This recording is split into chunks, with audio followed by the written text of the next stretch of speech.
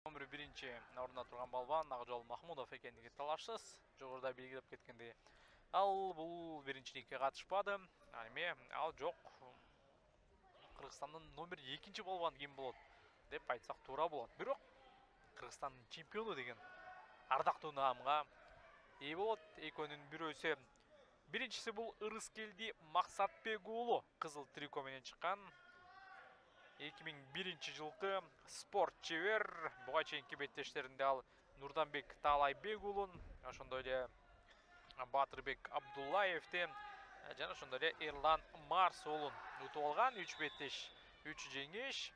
Азыр ойдеки эскертик тарапка тең берилүүдө. Алиман атаандашы Алибек Бердиев ал 2003 жылғы алдағы спорт чебер Тайманбас спорт клубунун өкүлү.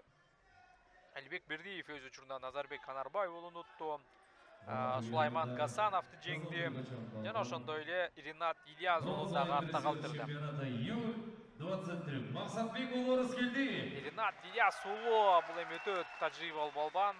Аны дагы утуп алган Алибек Бердиевдин. Азия чемпионатынын күмүш медалын ээси Бердиев Алибек. Эки балбан тең жаштар арасында дүйнө жана Азия чемпионаттарында ийгилик жараткан. Ал жөнүндө бизге жергиликтүү диктор айтып өттү. Тең атаандаштыктагы күрөшкө ортоктош болот окшойбуз чагымда. Жана күтүлгөндөй эле азыр бул жерде беттештин темпин кызытуу максатында алгачкы пассив көрсөтүлүүдө.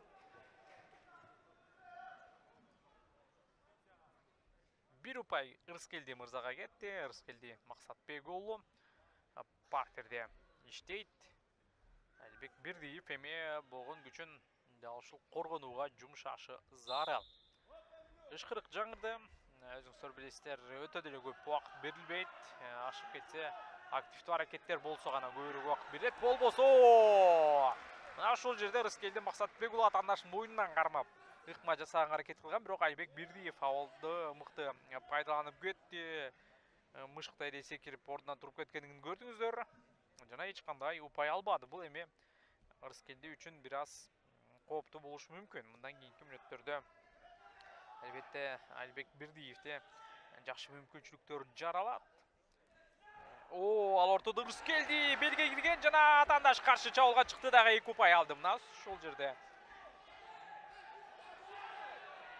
2 упай Алибек Бердиевдин пайдасында. Жана Алибек азыр атаандашынан белинен кармап ыкма жасаганга аракетин жасап көрдү, бирок жыйынтык болбоду. Эрнис Суранов ортодо калыс балбандарды кайрадан бутка тургузду. Биринчи бөлүктүн бүтөөрүнө 30 секунд убакыт калган учур.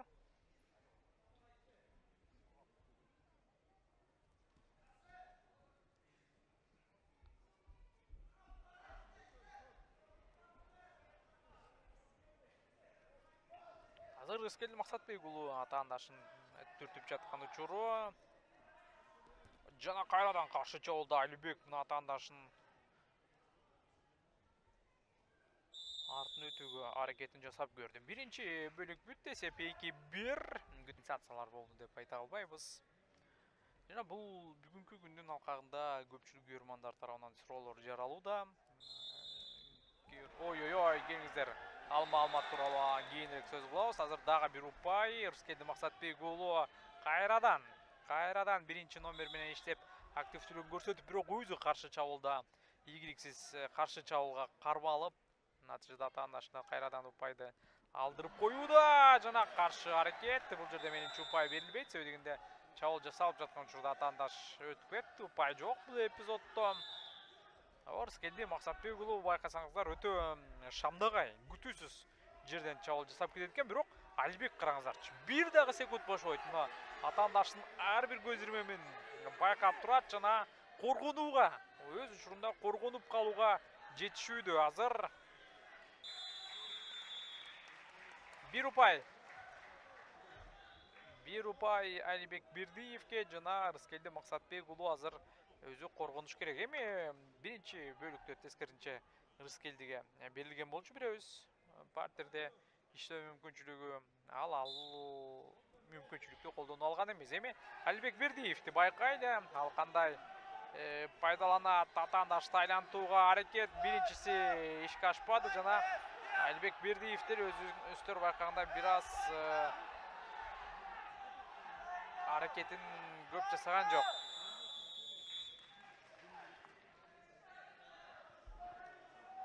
Төрт бир, менимче бул беттеште эч нерсе чечиле элек. Азыр кайрадан Алибек Бердиев 2 упайды алып кетти. 6-1 жана андан ары айлантууга аракет ишке ашпады. Ырыскелди Максатбек уулу бир аз жакшылык кылып жатат окшойт. Тажрыйбанын жоктугу ушул жерде өзүнүн таасирин тийгизүүдө айтор Ырыскелди.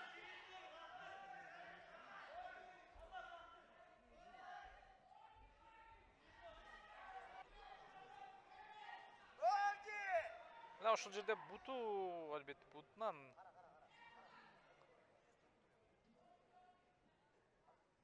бутун колдонгондугун байкасак болот.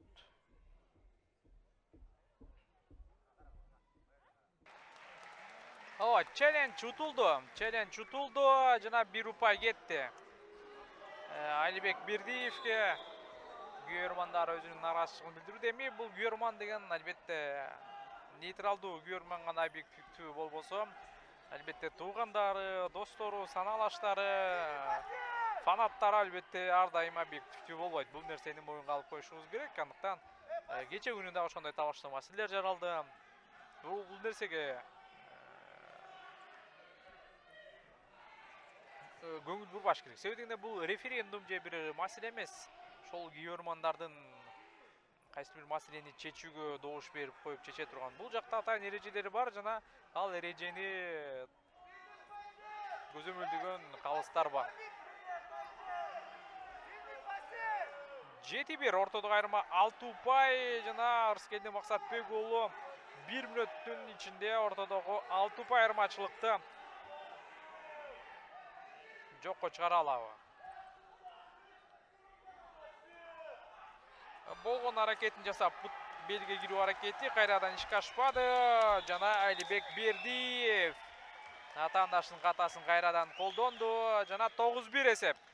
9-1 Алибек Бердиевди биз Кыргызстандын чемпиону болушу менен куттуктайбыз. Тайманбаз спорт чебери 2003 жылкы балбан 20 жашта, жакын арада 21, быйыл 21 жашка чыгат. Ырыскелди Максатбек уулу дагы потенциалы күчтүү балбан.